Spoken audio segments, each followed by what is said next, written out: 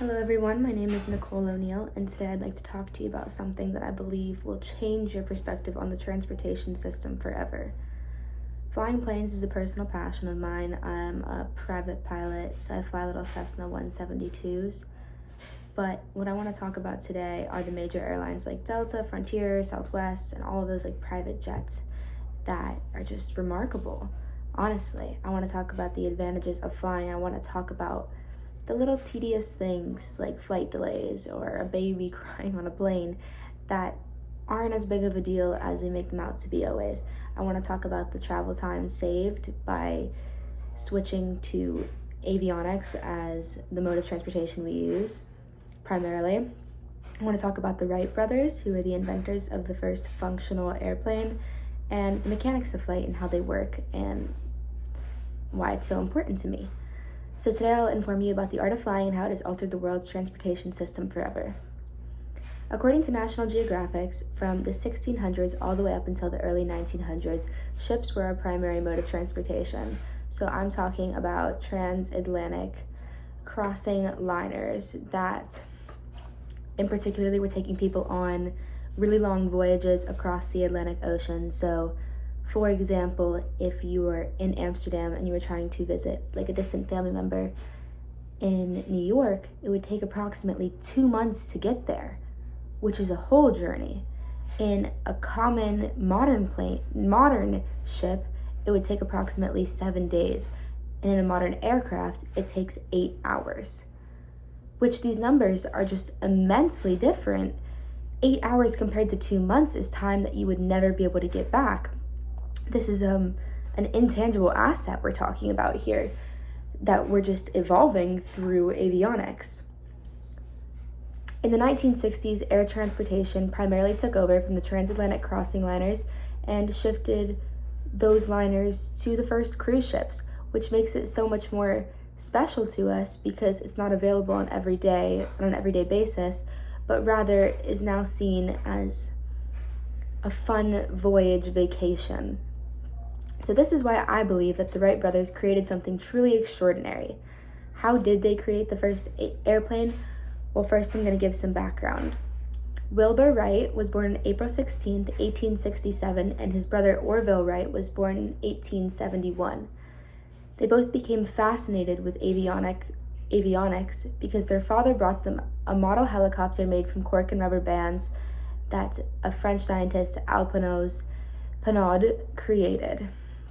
This was just a model. The actual airplane or helicopter had not been invented yet, but certain scientists were working on the engineering behind it and possibly figuring out ways to do it, which sparked something in the Wilbur brothers that maybe this could be something they could accomplish and really do.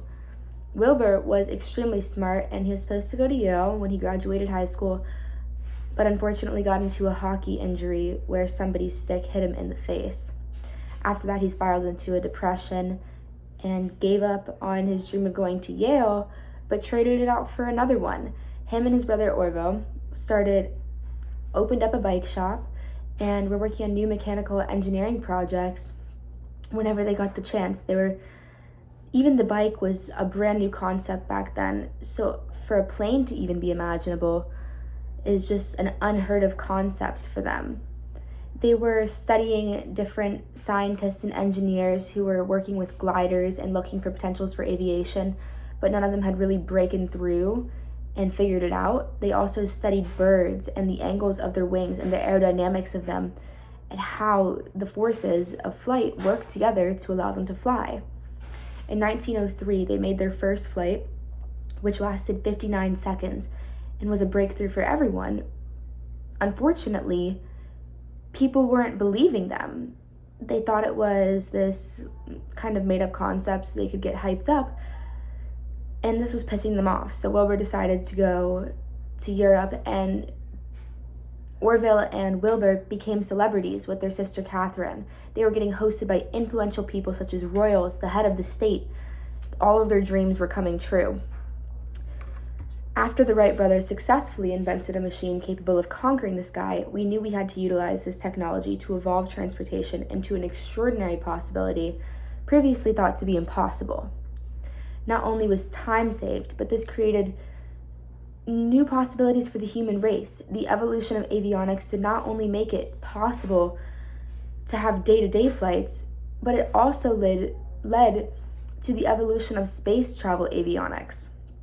Megan Bartell, a space journalist from New York, explains that the first successful spaceship to be launched with human passengers wasn't accomplished until April 12, 1961. The Vostok 1 was launched with Soviet cosmonaut Yuri Gagarin completing a full Earth orbit. Without the Wright brothers creating airplanes, this would never be possible. We never would have even made it to the moon. So I think it's safe to say that flying is a huge accomplishment for humans, but I still want to explain why flying is so special to me and extraordinary, and the mechanics behind it. So how does an airplane work?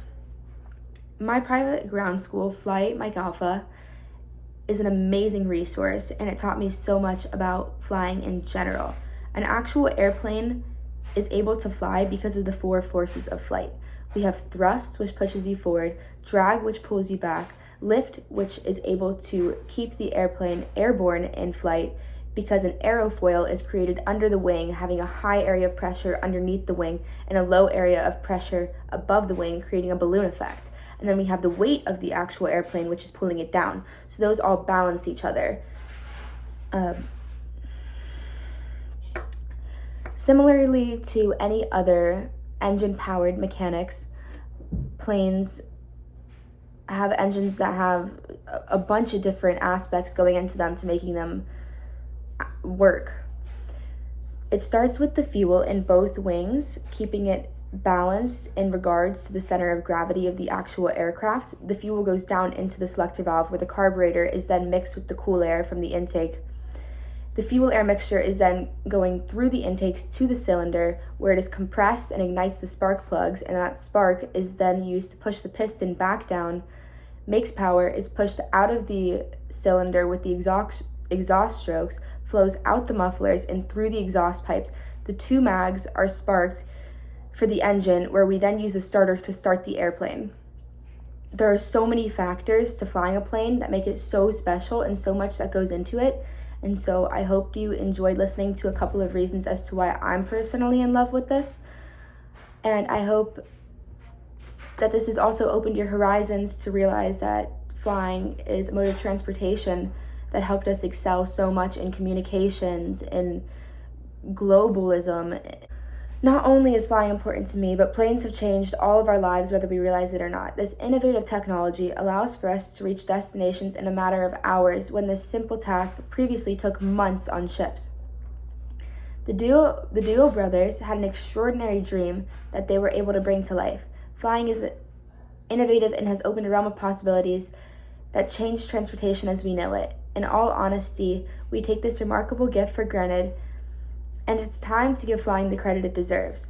Next time you go on a flight and hear a crying baby, remember to be thankful that you're not stuck with it for 2 months, but only a couple of hours.